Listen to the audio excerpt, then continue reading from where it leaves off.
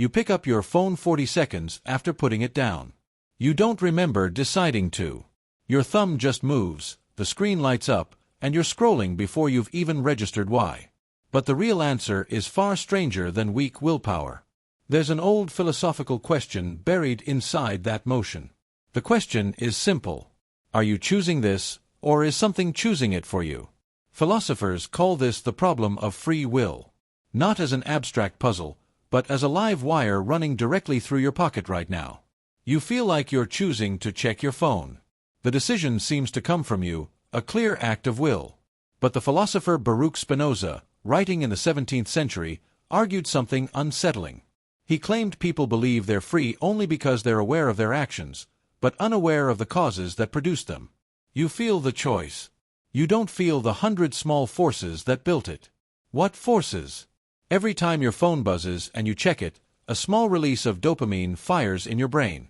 Neuroscientist Wolfram Schultz, in research stretching back to the 1990s, mapped exactly how dopamine doesn't just reward you for getting something good.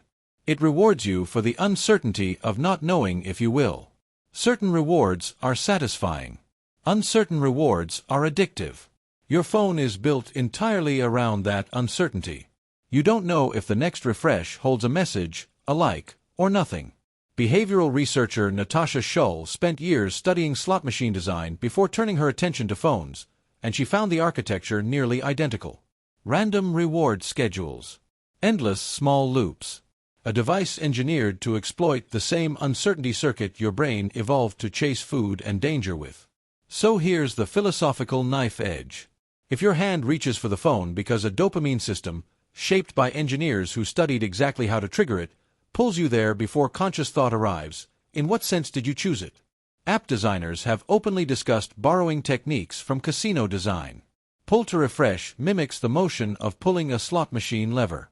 The brief pause before content loads isn't a technical limitation. It's a manufactured delay that makes the reward feel earned, the same trick a slot machine uses when it's real spin before landing. This isn't new. It's just newly urgent. The 18th century philosopher David Hume pushed even further. Hume argued that reason itself is, in his words, the slave of the passions. He meant your desires set the direction, and your rational mind mostly finds justifications afterward.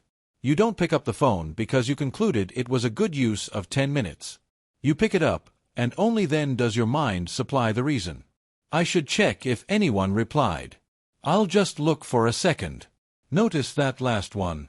That sentence is doing enormous philosophical work. It's not a decision. It's a story your mind tells itself after the hand has already moved. Here's where it gets stranger, and where the ancient world quietly re-enters the picture. The Stoic philosopher Epictetus, writing in the 1st century, drew a sharp line between what is up to you and what isn't. Your judgments, your responses, your attention, these were within your control. Everything external, including the pull of appetite and impulse, was treated as a current you had to actively resist, not something that obeyed you by default. Epictetus wasn't naive about willpower.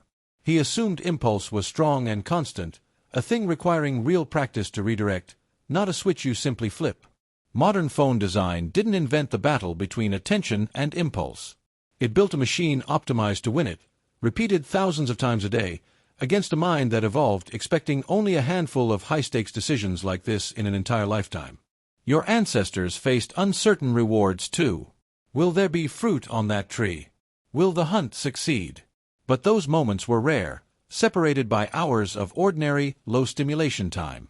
Your phone compresses that ancient reward structure into a loop that fires every few minutes, for your entire waking life.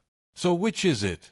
Are you a free agent overriding ancient impulse with reason, the way Epictetus believed was possible through practice?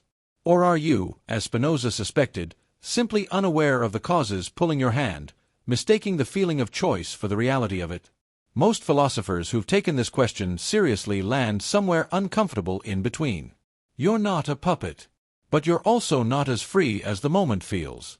The real freedom, if it exists at all, isn't in the instant your thumb moves. It's earlier, in the conditions you build before that moment arrives.